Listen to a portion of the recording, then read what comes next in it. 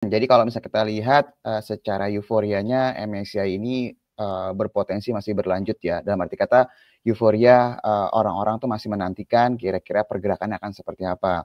Dan mungkin buat my friends yang baru pertama kali merasakan event rebalancing ini, pasti ada kepikiran bisa nggak ya terus mengalami kenaikan atau mungkin nggak ya sahamnya lanjut arah.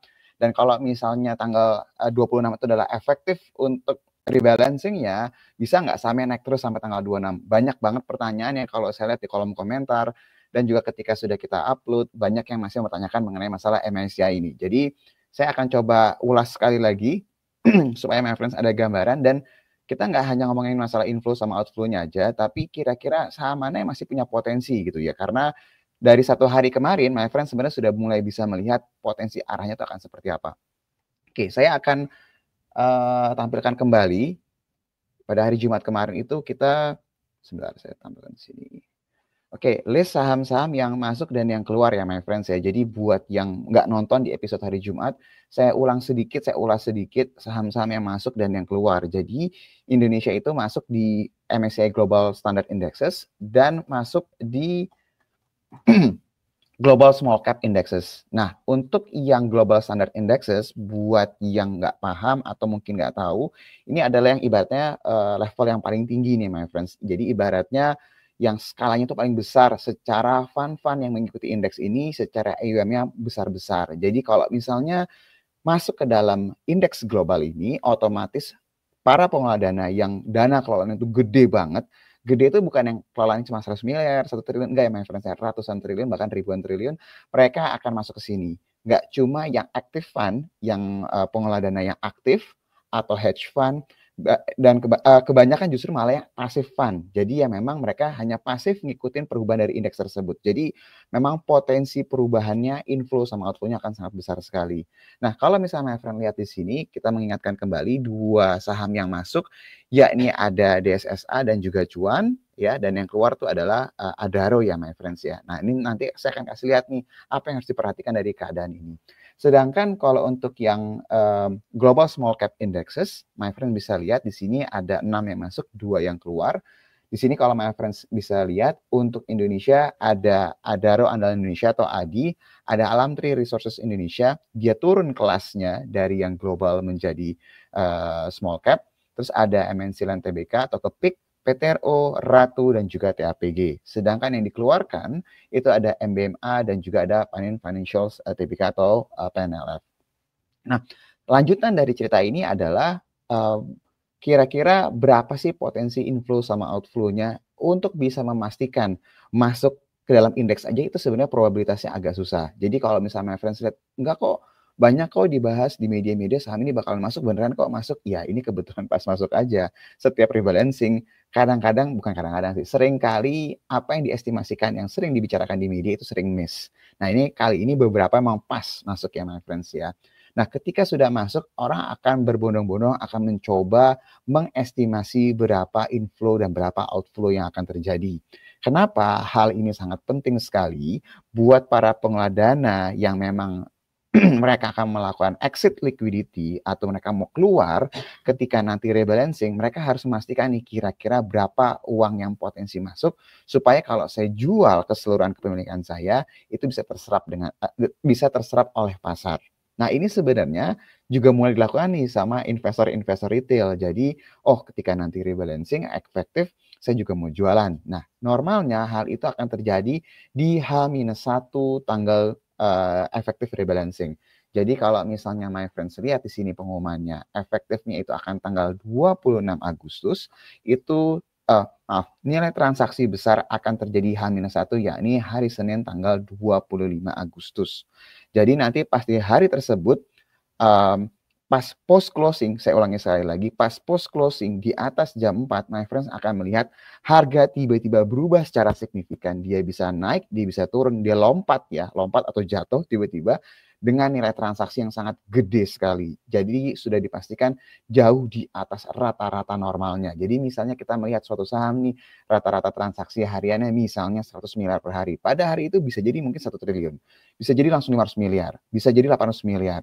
Bisa jadi nanti ada yang lebih gede lagi. itu yang akan kita lihat di tanggal 25 Agustus atau H-1 efektif tanggal rebalancing-nya, my friends. Nah, pertanyaannya adalah kira-kira berapa besar sih potensi inflow yang akan terjadi? Berapa sih potensi outflow yang akan terjadi? Jujur aja untuk bisa mendapatkan angkanya secara pasti, benar-benar akurat itu akan sangat susah sekali. Yang susah itu bukan menghitung, kan tinggal dihitung aja. Potensinya kira-kira kalau misalnya market cap sekian, bobotnya sekian, dia akan masuknya berapa? Nah, bobot ini yang agak susah karena angkanya akan sangat dinamis sekali mengikuti perkembangan secara global. Menjelang nanti efektifnya misalnya indeks globalnya terus rally, ya otomatis bobotnya ya nggak akan membesar kalau sahamnya itu stay aja atau stagnan. Jadi banyak hal yang memang nggak bisa dipastikan dalam waktu dekat nih, my friends.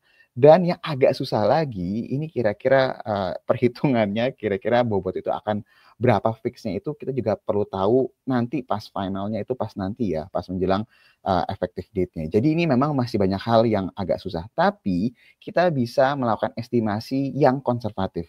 Nah, ini kalau misalnya kita dengar di media-media mungkin my friends dengar, oh ada yang bilang bisa, oh kalau untuk DSSA bisa let's say misalnya 10 triliun yang masuk, bisa 5 triliun yang masuk, itu ya bisa aja, nggak ada yang nggak mungkin. Tapi kita coba estimasi konservatifnya kira-kira berapa.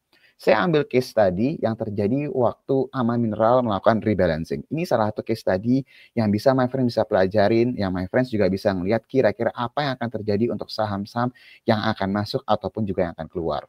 Jadi di tahun 2023, jadi kita mundurnya sekitar 2 tahun, Aman Mineral itu masuk ke dalam MSCI Global Standard Indexes nih my friends. Dan diperkirakan tanggal 30 November efektif date-nya. Dan kalau my friends lihat, saya lupa ya tanggal pasti announcement date-nya, tapi Aman Mineral salah satu saham yang setelah announcement date, dia terus mengalami kenaikan nih my friends, sampai dengan tanggal efektif date-nya atau pas waktu resmi rebalancing-nya. Hal yang menarik kalau misalnya my friends perhatikan, memang kecenderungannya terus mengalami penguatan. Tapi memang penguatannya itu nggak yang terlalu besar ya, sampai akhirnya efektif date-nya itu terjadi. Jadi kita bisa ambil kesimpulan, saham-saham yang setelah announcement date, kalau dia naiknya itu masih terus berangsur-angsur terus naik, ya bisa aja pas efektif date-nya itu, menjelang efektif date-nya itu dia terus mengalami kenaikan. Nah, yang saya mau garis bawahi di sini adalah ketika dia efektif masuk MSCI, my friends bisa perhatiin, sahamnya itu bukan naik, tapi justru malah turun. Ya, ini pelajaran buat semuanya. Jangan kalian berekspektasi bahwa oh inflow pasti akan besar, terus aja naik sampai nanti efektif date terus aja naik, enggak. Justru bisa jadi yang terjadi malah sebaliknya. Apalagi kalau saham terus mengalami kenaikan ya my friends. Jadi my friends tolong perhatikan hal ini. Nah, ketika rebalancing efektif itu terjadi, total transaksi yang terjadi itu kalau saya nggak salah catatannya sekitar 3,5 sampai 3,6 triliunan lah, roughly sekitar segitulah my friends. Jadi ketika masuk ke dalam indeks yang skalanya itu global, jadi memang nilai yang masuk itu besar banget. Ada juga waktu kejadian di TPIA ya my friends, saya juga sekarang juga gede banget, bahkan di atas 10 triliun kalau saya tidak salah pada saat itu. Jadi kalau misalnya kita melakukan estimasi saham seperti DSSA yang market cap-nya sekarang sudah masuk di top 10-nya IHSG dengan bobot saat ini, sangat mungkin sekali range-nya itu ya kisarannya minimal kita bisa ngomong ya 3 triliunan tuh pasti sangat mungkin sekali terjadi. Bisa nggak dia sampai 10 triliun lebih? Bisa aja, karena waktu itu TPIA juga mendapatkan inflow yang sangat besar sekali. Tapi ingat, inflow ini hanya terjadi di hari tersebut. Karena memang rebalancing pasti flow-nya akan luar biasa besarnya. Dan tidak menjamin sahamnya naik pada tanggal efektif date-nya. Bahkan kalau misalnya my friends lihat, untuk case tadinya Aman Mineral, besoknya setelah efektif date-nya, pas efektif date-nya itu justru terus mengalami penurunan. Baru nanti dia akan stabil. Pelajarannya dari keadaan tersebut adalah ketika nanti effective date itu sudah terjadi, rebalancing itu terjadi, short term volatilities itu sangat mungkin terjadi ya my friends ya. Entah H-1 atau H+1 atau di hari hanya, dia pasti akan sangat terjadi volatilitas yang sangat tinggi sekali. Baru nanti dia dalam beberapa waktu dia akan konsolidasi yang akan normal lagi. Nah, kalau ngelihat dari keadaan ini, berapa kira-kira inflow yang terjadi untuk saham-saham yang lain yang masuk? Udah pasti setelah DSSA yang potensi besar masuknya inflow itu ada di cuan ya, karena dia masuknya tuh ke Global Standard Indexes.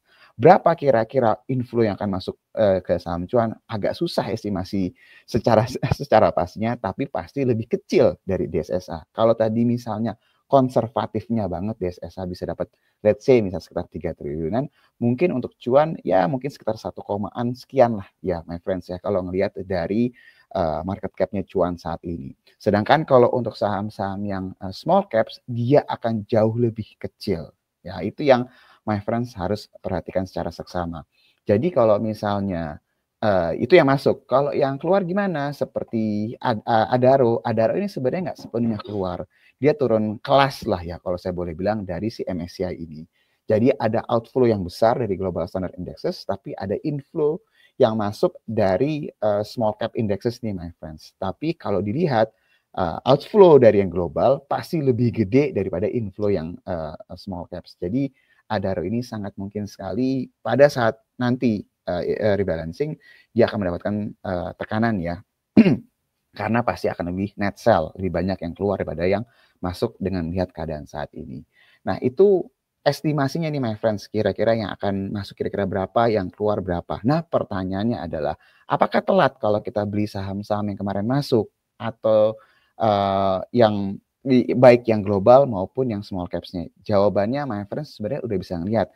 Pada keadaan kemarin, pagi-pagi langsung dibuka di harga tinggi, tapi akhirnya ditutup mengalami pelemahan ya my friends ya. Jadi kalau boleh dibilang pada hari kemarin itu hanya segelintir yang memang konsisten masih terus mengalami kenaikan. Salah satunya adalah DSSA. Karena kalau dilihat DSSA kemarin transaksinya mendekati 1T kalau saya tidak salah, itu auto reject atas. Dan kalau ngelihat potensi inflow yang masuk akan beberapa kali lipat dari yang terjadi pada hari Jumat kemarin, ini mengindikasikan bahwa saham-saham seperti DSSA ini masih potensi lanjut. Tapi kalau yang kemarin sudah mengalami pelemahan, ada baiknya nggak usah dikejar dulu. Tunggu aja dulu. Ini biasanya ini hanya short term kok. Nanti udah konsolidasi menjelang efektif kita akan lihat lagi. Tapi ada satu yang menarik sebenarnya kalau misalnya my friends perhatiin dari saham-saham yang grupnya Pak Prayogo ya. Dari semua yang memang terjadi pada hari Jumat, brand salah satu yang paling menarik sebenarnya. Kenapa? Brand itu nggak dimasukkan. Ya, brand nggak dimasukkan dan kalau misalnya dilihat brand kemarin kecenderungannya price actionnya justru malah terus mengalami kenaikan. Karena logikanya simple my friends. Kalau dia nggak masuk, seperti yang pernah kita bahas skenario-skenario awal, kalau dia nggak masuk di bulan Agustus, potensinya terbuka lebar ketika nanti di review di November. Dan kalau misalnya buat mereka yang sudah pasti masuk, orang sudah ada yang pasti menggunakan strateginya exit dulu sekarang karena announcement date-nya sudah rilis. Justru malah brand ini yang kalau kita lihat dia belum masuk, justru malah punya potensi masuk lagi nanti di November dan sangat mungkin sekali pasar akan fokus nih ke saham-saham yang memang belum masuk tapi punya potensi masuk di review selanjutnya. Jadi untuk my friends yang memang sekarang bertanya, boleh nggak saya masuk di saham-saham yang dimasukkan dalam MSCI di bulan Agustus kemarin, announcement date, ada baiknya menunggu terlebih dahulu, kecuali pergerakan memang anomali di Jumat kemarin ya, kayak DSSA, tapi pasti akan berisiko ya.